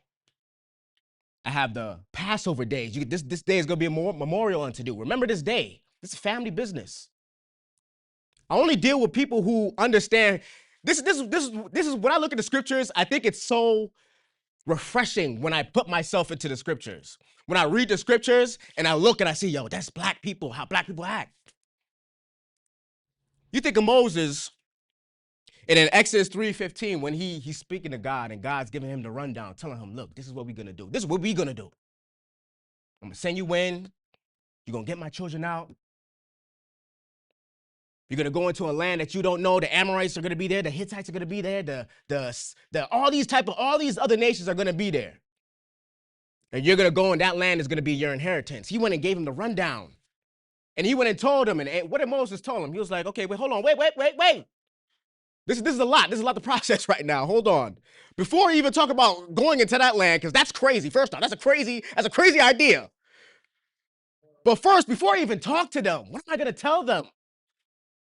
What do I tell them? If I go to the barbecue and I don't know nobody, they're gonna be like, yo, who are you? That's how we are, right? Learn to identify the characteristics of the people that are in this book and yourself. You're not like no other people. You know that, right? You're not like no other people. I was on the phone the other day on customer service. And I was talking to a lady, and my code switch is crazy. My code switch is top like, hey, how you doing? My name is Christopher Small. I'm here to discuss a discrepancy that's in my account. Code switch is crazy. And she was talking to me, and she was like, I'll get you together, hon. I was like, hon, this is a black woman. I know for a fact this is a black lady. I could just tell. And I started to loosen up after, like, yeah, you know what I'm saying? I'm trying to get the bread over to this account. I'm trying to get an investment account. I'm trying to open up this. She was like, all right, I'll get you together. She's looking out for me because it's just, if you know, you know. If you know, you know. And I don't need to explain that. If you know, you know. I could be talking to somebody who looked like me and be like, listen, bro, I cannot be saying anything. Listen, bro, I seen what you was doing, but look, don't let that, you know what I'm saying, get that to you. I'm just saying. I'm not talking about, don't let it fumble you. It's easy for you to get crossed. I'm not talking about basketball. You know what I'm talking about, right? But it's like this underlining language that we speak where it's just like, if somebody else of another culture was listening to us, they could be right there at the table, like, what are these guys talking about? Like, what are they talking about? Basketball? And I'd be like, listen, bro, look, don't let them dunk on you, bro. But yeah, that's just how we are, right? So understanding how you are, you can maneuver in the room and understand and be like, okay, wait, there's a black person in here. You could tell. So Moses knows, yo, if I go up to them, everybody that I know who I grew up with, they're dead. All my enemies are dead. I'm gonna go into the land and say, listen, I'm here to, I'm a God. I'm here as an ambassador of the God of your forefathers. I'm here for the cookout. Who are you? Who do you know? Oh, I know, you know Abraham? You know Isaac and Jacob? Oh, okay. Oh, you know them. Oh, those are the guys. Okay. All right, bet. You know the guys. You know what I'm saying? I can't go to the barbecue and know nobody. I don't know nobody. What's this guy doing? Why is he fixing the plate? Who's this guy? Hold on, wait. He's getting into my rations. These are my leftovers. Hold on. Who invited this guy? Who invited him? All these things, these characteristics are very, very important to distinguish who exactly we're talking about. Because people debate all the time as far as who the people in this book are.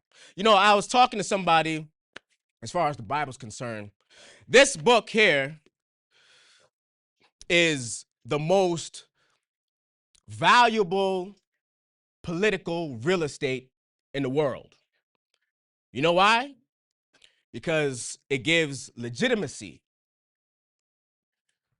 If I was to now let's talk politically. If I was to govern a people, I need legitimacy in order for the people to want to follow me. Because people, if you're governing the people, you got to understand people are sheep. People are followers, right? If I walk outside and I see a group of people running this way, I'm like, what the heck? I'm gonna start running this way too. I'm like, where are you guys running from? What's happening? What's going on? What's danger? What's happening? Are we gonna die? What's that? You understand? That's how people are. And when we're talking about the Bible, this book here that talks about the children of Israel, the children of God, this gives legitimacy. Because everybody wants to be from this book. Everybody wants to be the children of God. But everybody has their own history. Everybody has their own culture but us. We the only ones who don't know nothing. Who knows nothing about who we are. We gravitate to anything that is black. If it's black, then we on it. Oh, he's black. Oh, you know he was black though. You know he was black though. What does that mean? What does that mean? Realistically, what does that mean? You know, the concept of race, for those who don't know, the concept of race, black and white, that's a concept that was invented like in the 1500s in Spain at the Enlightenment era. They wanted to subcategorize everything because this is after they came out of their dark era. So that's when they called the dark era because, you know, we were ruling, we came and we were educating, we were teaching them about cleanliness. Listen, man, wash your hands, man. Take a bath. These guys bathe once a month. Now they took a bath and everything. Okay. Now it's the Enlightenment era. And now, okay, let's break off the working class. You know, we're all together, man. Because unity, when you're thinking about governing the people and ruling over a people, you got to think about how can I unify the people to get them all together? Because the power is in the people. The people have the power. The people have the power. That's why the governments want to control you. That's why the people in positions want to control you because they understand if I control the people, I control the narrative. I could create a psyop. Y'all don't even know if y'all in psyop or not. Y'all wouldn't know because once I get a group of people to agree with something and they believe that it's fact, it's facts. If I get a group of people and I say, look, this is God. You see him? And he's like this, with his hands clasped, and he has long, stringy hair. Listen, man, Leonardo da Vinci went and made this, man. Oh my God. All the art people come, oh my God. This must be God. This looks beautiful. No, it's God, brother. It's God. It's God. Now it's a group of people saying it's God. Now it's a fact that it's God. Now, if I come to you and say, brother, this is not God, people are looking at me crazy, like I'm a flat earther or something like, oh, what? This guy's an idiot. You know what I'm saying? Go ahead, Auntie. I think the spiritual investment is a great title for who we are in the nation because I think there is a lot of stocks, spiritual stocks out there that we could invest in. There is a lot of stocks. But I think even for me, coming into the Israelite nation, knowing that I'm an Israelite, knowing the name of the God of Israel, God of Abraham, God of Isaac, and God of Jacob, and the direction that he set, the rules and regulations, the laws, statutes, and commandments, every stocks comes with, you know, I mean, the description of what's in there so you know what you're investing in. And I think for us in the nation, you know, we do have to give thanks that we actually know what stocks and what we're investing in because take myself, and I'll give you an example at work. So I went into work and I was there, and you know, this is their Christmas time and they decorate the entire place. I mean, down to the ceiling, they decorate on my floor. So they decorated everything, and I see them, they put the ladder away. So they left my desk, my cubicle. Hey. But you know, when you just know something? So I am looking at them, they're looking at me. In my mind, I said, don't even do it. But then I went home, you know, they put the ladder and everything away. So I know they weren't touching my desk. But in my mind, I just thought, you know what? Something is not right here. So the next morning I go into work and I'm like, oh my gosh. My entire desk, down to where they place my name in the decorations. I'm telling you, I was livid at work. I was so upset to the point of crying because you know, when you're investing like everything that you have, like you have 100% in this stock, and then you see something that comes in to try and throw you off your investment so you could diversify, you know, being with them. And so I said to myself, you know what? It's not going to happen. So I'm just going to pick up myself and I'm going to move to a different area. I thought you was going to go like, Oh, no. My boss then came over and they said, oh, would you like us to take it down for you? I said, no, you don't need to take it down. I am going to move because I think it will send more of a signal when I move. So I said, no. I am going to move. But I said to my boss, you know what? This is disrespectful. You guys have disrespected me in a way that there's no words for it. And just the tears was coming down my eyes because I was so mad, but at the same time, I think I was at work. And then I said to my boss, you know what? I've been here for over 20 years. Somebody has to give them permission to do this because they would have never done it. So then she's telling me no. So I said, okay. So I moved. I didn't even tell them where I was moving to. I just picked up everything off my desk and I moved. And then I heard somebody, Sophie, where are you? Where are you? So I had to put up my hand so they could see because I'm on the other side now. I moved. I moved completely where there was no decorations, no nothing. I'm on the other side. So they came over and they were like, well, I mean, we asked and Vicky said, she gave them permission. But you know what? It's an office. It's not your space because when you're renting desk space, it's not really your spaces. If you're in the office, you use it. But I said, but I have to work here. Yes, I said I have to work here. And then she's like, but it's, Vicky thought it was okay. So the pressure is there now to convert. Like, just sit at the desk, but don't worry about the decorations. So I said, no, I'm not coming back to that desk, period. I will not be sitting there. So I went back to do my work. And next thing I got a message. Now this is from the director. Sophie, could you come to my office? I'm like, oh gosh.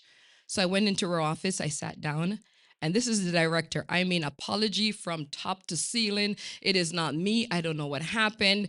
It's just, you've known me for this many years. I've been your director. This is something I would never do, never do, never do, never do.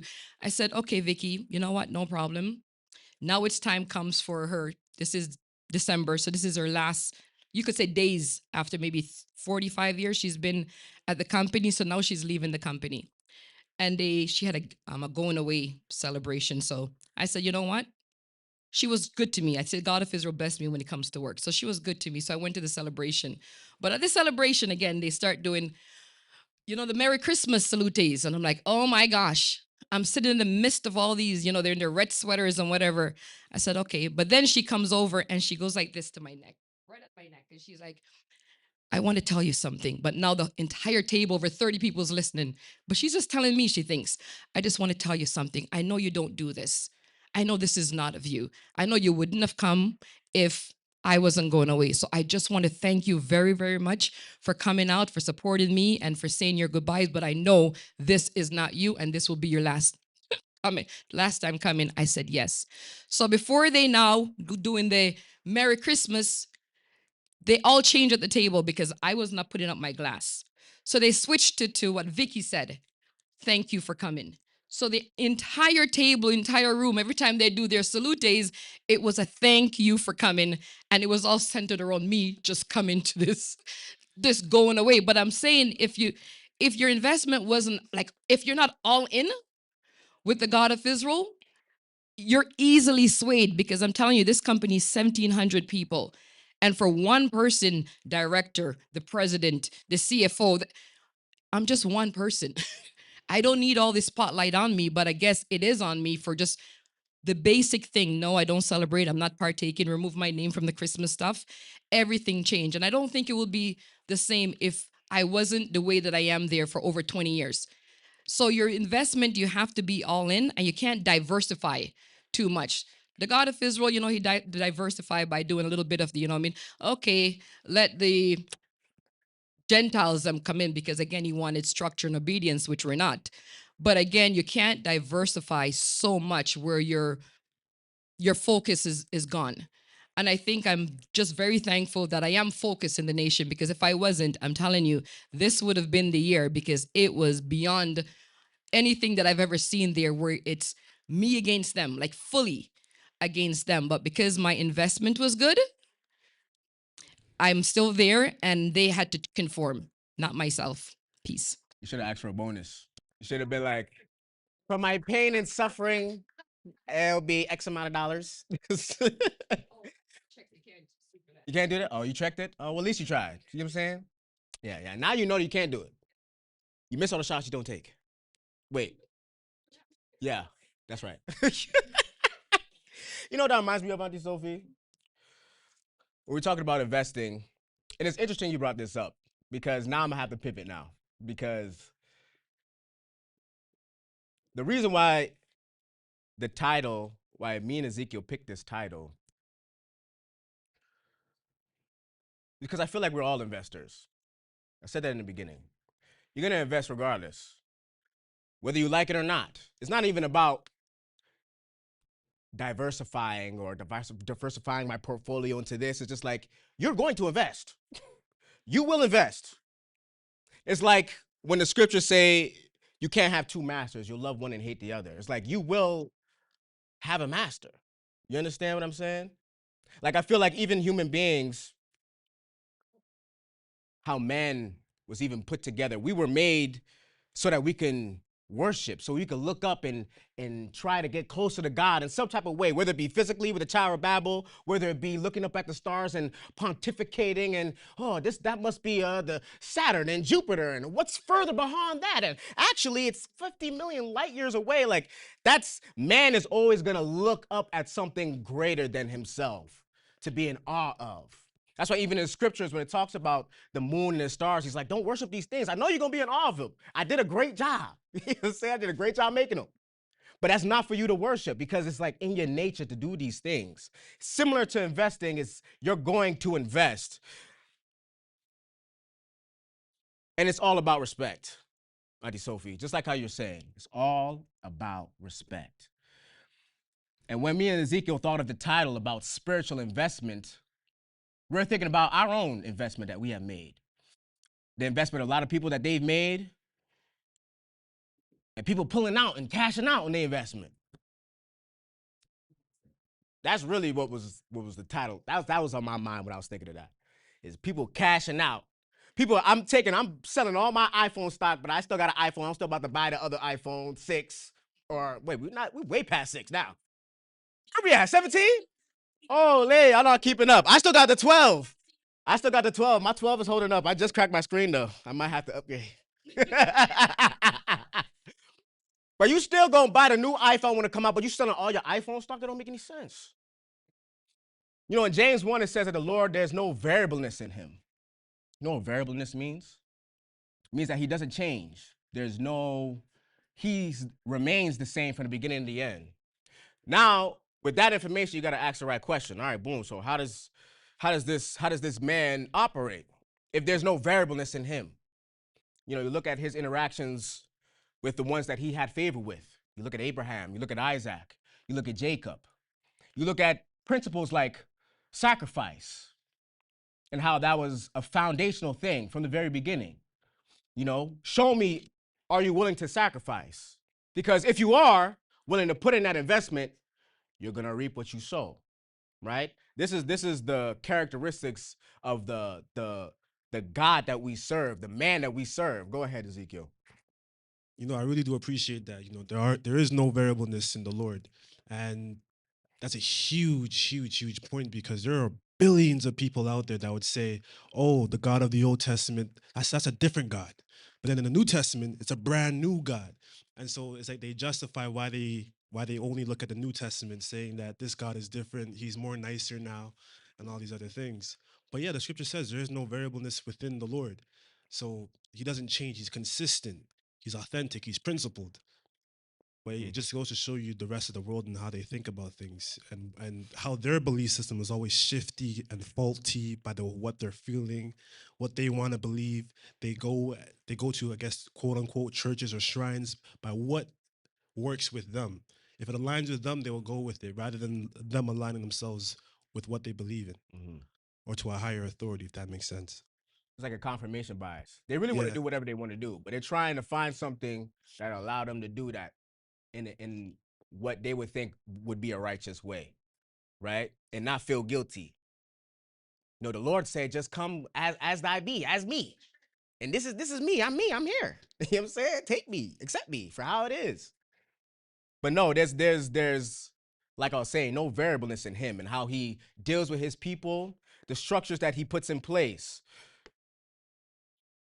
You know, I always say, and this is going back to the spiritual investment, there's no such thing as stagnation. Somebody had told me that a while ago. There's no such thing as stagnation. It doesn't exist. Like, neutrality doesn't exist. It's either you're going one way or you're going the other. It's either you're moving forward or you're moving back. Even if you're moving back incrementally, you're still moving back. You're never in one space doing nothing. You're either moving one way or the other. And the Lord understands that and he recognizes that. That goes into the whole theme of investing. You're going to invest. You will invest. But what will you invest? What are the different ways that a man can invest? I always think about time. Time is something that you can never give back. It's priceless. You can never give back. You know why I love like a home cooked meal so much? It's because it's like they put their time into that. They'll never get that back. Ever again. It's just like, damn, you want to put your time into making sure I can continue to stay on this earth? I love that. That's my love language. So anybody who's out there trying to get a favor, just go ahead and, give me a plate, Tupperware. But time is so valuable. Time is something that you'll never get back. And you got to look at how you're spending your time, because that's a way that you can invest your spirit. Because when you think about the spirit, what is the spirit? The spirit quickens the flesh, right?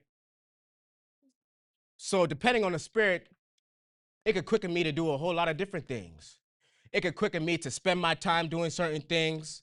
It could quicken me to pay attention to certain things or have my mind on certain things. The scripture says what is on what is on a man's heart or on whatever he thinks, that's who he is. That's what it says.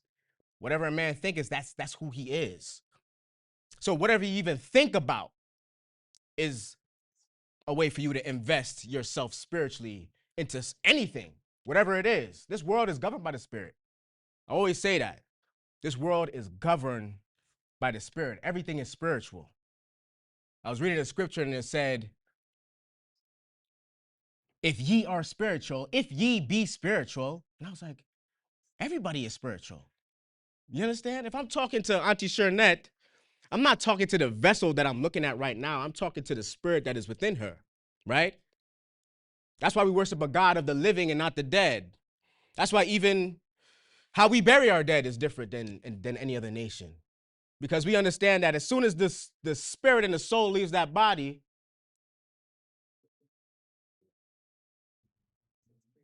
it's dead. And what do people do with that body? They go and prop it up. They damn near worship it with the candles and everything. They're up there, they're crying. Ah! They're crying over the body. No, don't leave. He's gone already. They're gone already. Who you're talking to right now, that's not who you love. That's not the person that you remember. That person is somewhere else. Or they could be there and they're just looking at like, oh my God, these guys I never got this when I was live. But you got to understand these things. You got to understand how the world is governed in order to understand where am I investing myself spiritually, right? Understanding the value. Most people can tell you what they want to produce in their lives or in the world, but people don't really understand what they actually value. And I was having this conversation with somebody about value versus outcome. So let's say that I value respect. Respect depends on how other people treat me. That's an outcome. But the true value of respect, is dignity, keeping your word when nobody else is around, just the understanding that this is something that I have to do. That's the true value of respect. If I value financial stability, for example, the circumstances of my financial stability can change all the time. You understand? But the value in wanting financial stability is stewardship. How wisely can you manage what you actually have, right? Regardless of the number that is in your bank account. That's the true value of that. You understand? If I see value in joy, joy is something that's conditional. I said it earlier as far as love. Love comes and goes. And the same thing with joy. It comes and it goes. But the true value of joy is something that is lived daily, no matter what is happening. So I'll say this, as far as outcomes and values go, outcome is something that is conditional, and a value is something that is everlasting. And when we're talking about spiritual investment, You can't invest nothing if you don't understand what exactly the value of that investment is. Right?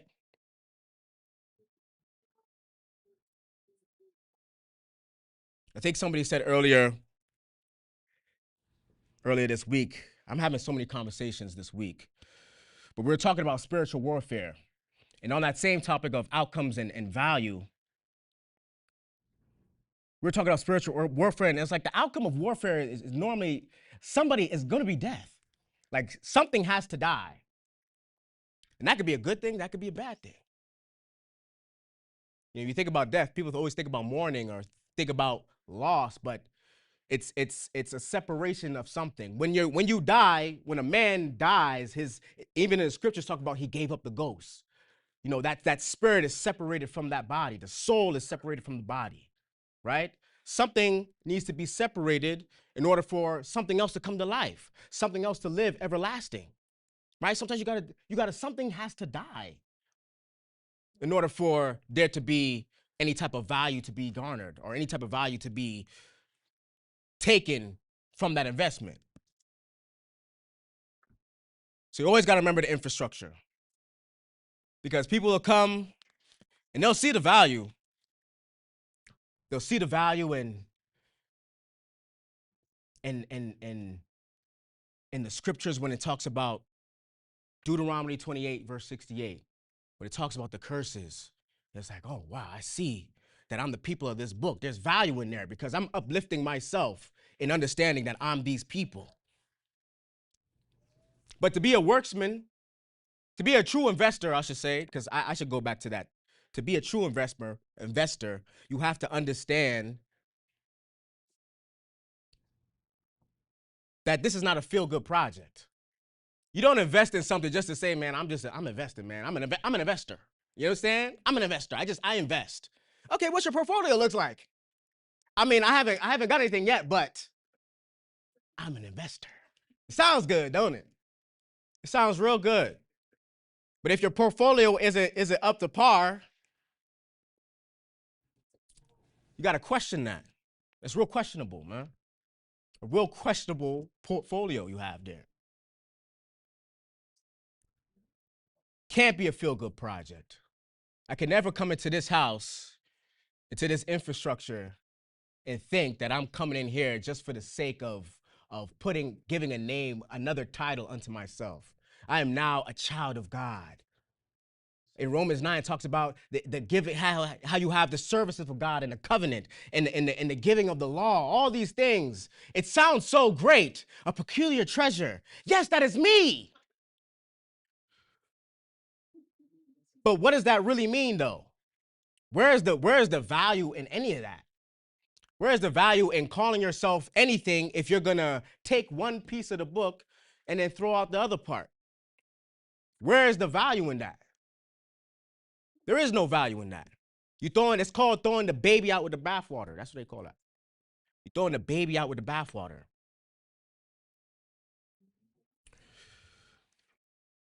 Let's read, I haven't read my Bible yet. Let's read the Bible. I got 50 minutes.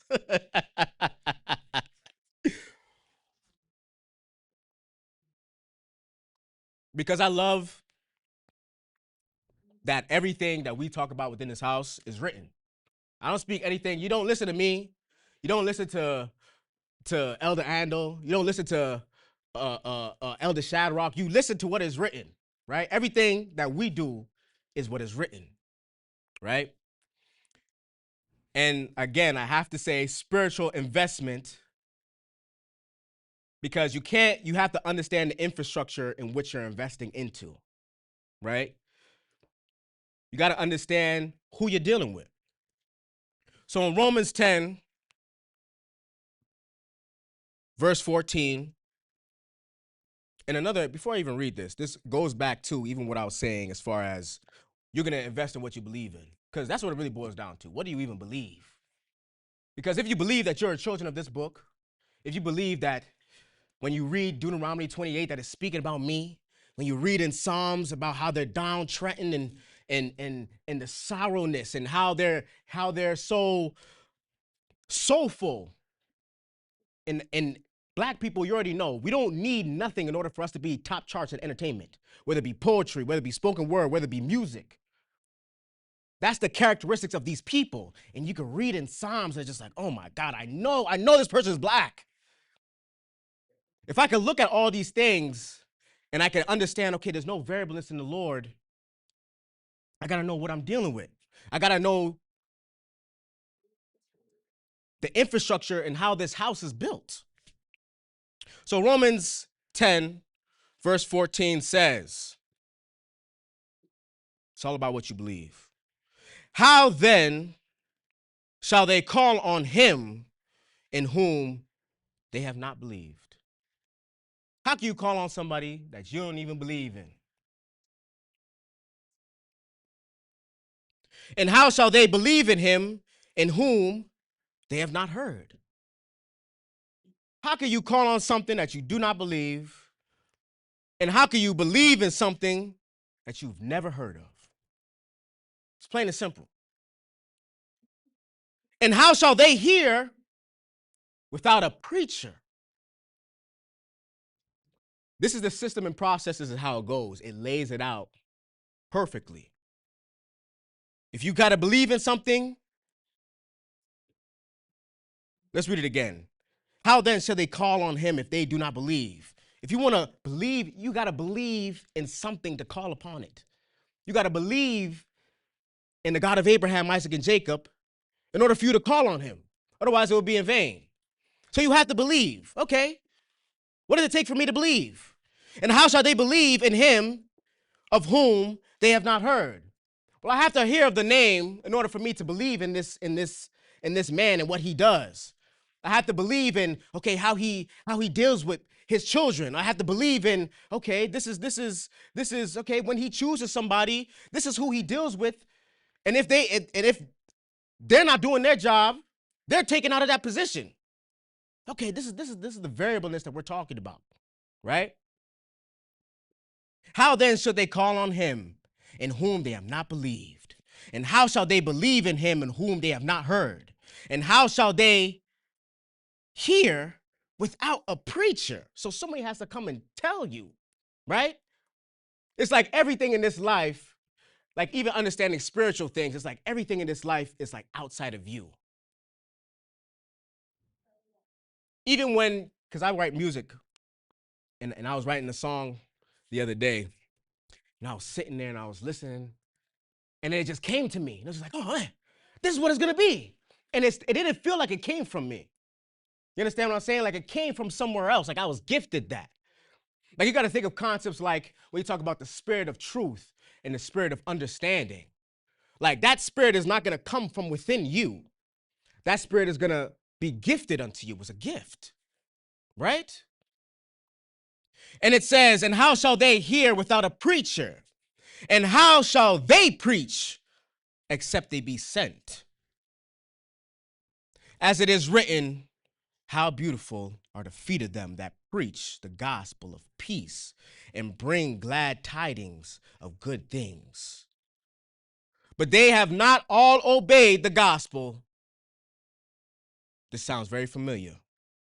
For Isaiah saith, Lord, who hath believed our report? Who is even going to believe what I'm even saying? Who's really going to believe?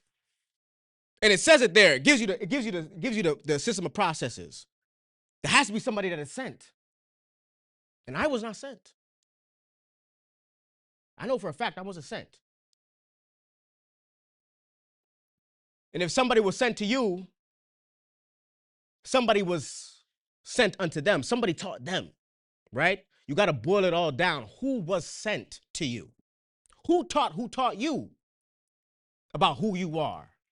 About the name that the Lord calls his children? About the name that he calls himself and his association with those children?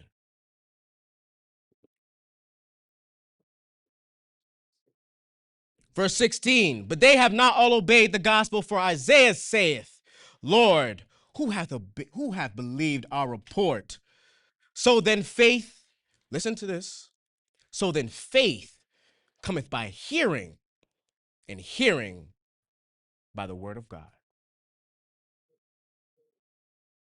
plain and simple. In order for you to really invest, you got to do your homework. You have to do your research. You have to educate yourself because you will invest. Regardless if you understand or not, you will invest.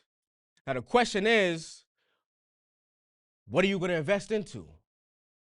Are you going to be sowing into the flesh, which reaps one thing? Or are you going to be sowing into the spirit that reaps everlasting life? You got to understand what it is. Spiritual investment. I got to say it again. There's different ways for us to invest. You can invest your time. You can invest your mind. You can invest your hands. It's very important. I always look at man. And I was having a conversation with a young lady not too long ago. She was asking me about like destiny and if I believe in destiny.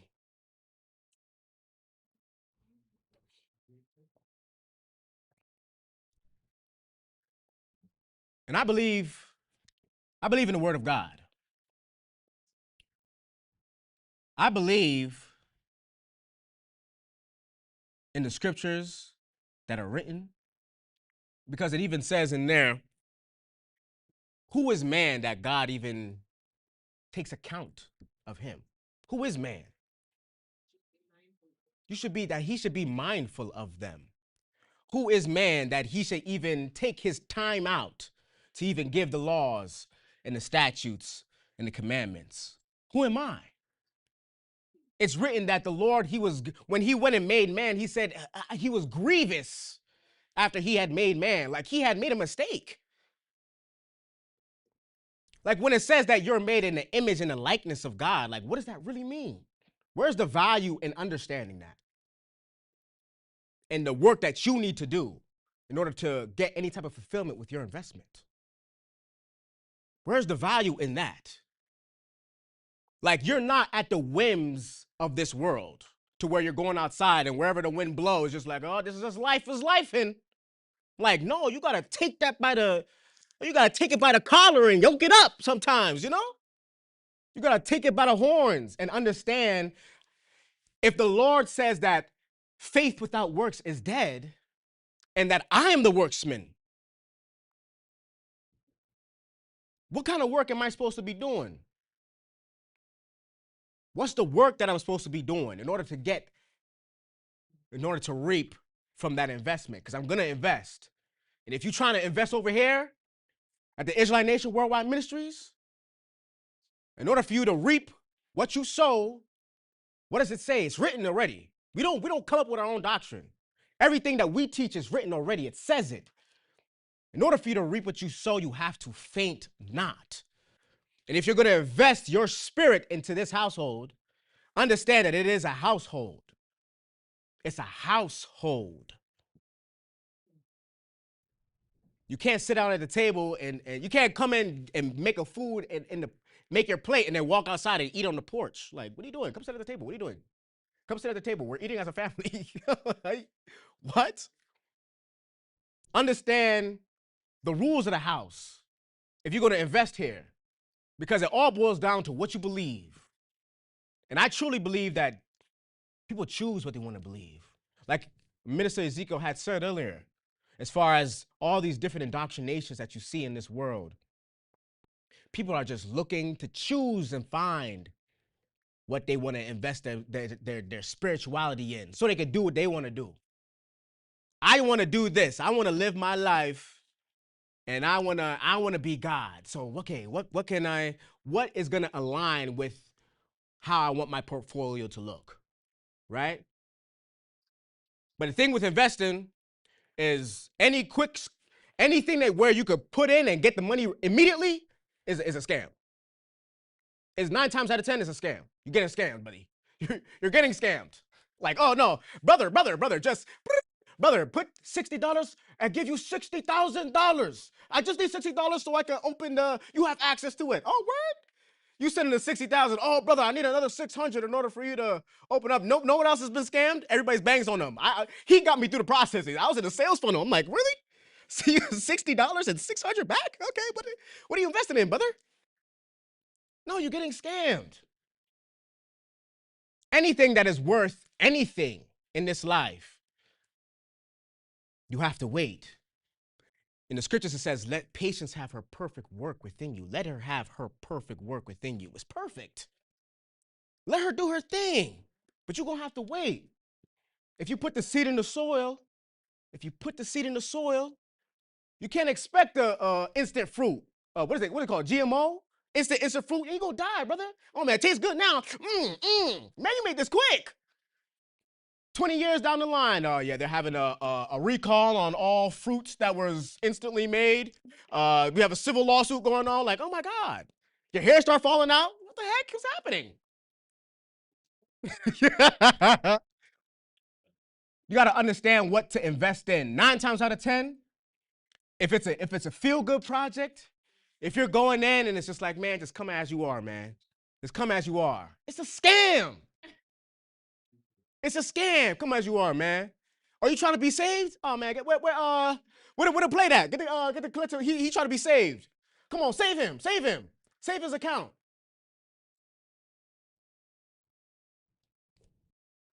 Very important for you to understand these things. And truly, man, I'm so proud to be a part of this house. I'm so proud. Every time I pray, I always tell the God of Israel, man, I'm so thankful to have the breath of life in me that I can stand up and walk. I can move my fingers that they handle. I can even speak your name. Truly is a blessing because I'm so proud of this house. I'm so proud of the name that is unto me. And even my father, my heavenly father, the God of Abraham, Isaac, and Jacob, I'm proud to call him my father. Because he's put so much pride that he even named himself after his children. He said, I am the God of Abraham, the God of Isaac, and the God of Jacob. This is my memorial unto all generations. Forever. Right? Forever. This is always going to be my alliance. Because this is where he's put his investment. I'm investing in you, brother. I'm investing in this people. And I think we read a scripture earlier today about how he's real patient. He's super patient. So he's gonna get the full amount in this investment. He ain't cashing out. They said when all the ornaments in this world, as soon as if you go look outside and you can see a sun and the moon and the stars, the covenant remains. I'm still keeping my investment. He doesn't believe in any divorce.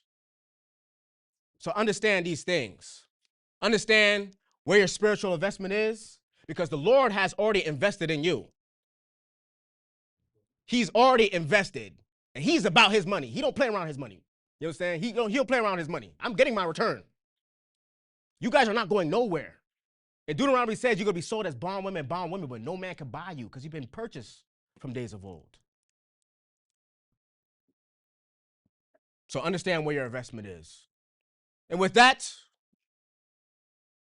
I give you peace.